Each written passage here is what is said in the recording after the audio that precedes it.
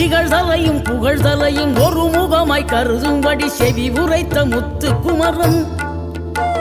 நீ வறுமையையும் வளமையையும் சமநிலையாய் உணரும்படி மதி கொடுத்த செல்வ குமரன் தடை 100 வந்தாலும் செயல் வெற்றி ஆக்கி தரும் தாராள குணம் கொண்டவன் நீ வலை வீசும் அறிவுக்கு தொலைவானவானாகி மாறாது அருள் செய்பவன் தீராத காதலோடு திருவடியை தொழுபவர்க்கு திரவியமே தருகின்றவன் நீதாராள உள்ளமோடு தவக்கோலம் கொண்டு பெறும் தார்மீக பொருள் தந்தவன் தார்மீக பொருள் தந்தவன் ஆறுபடை வீடும் அருள் வழங்கும் முருகா அருகே நீ ஓடோடிவா மூவிரண்டு முகம் ஜொலிக்க 2 கரங்களுடன் ஆதரவு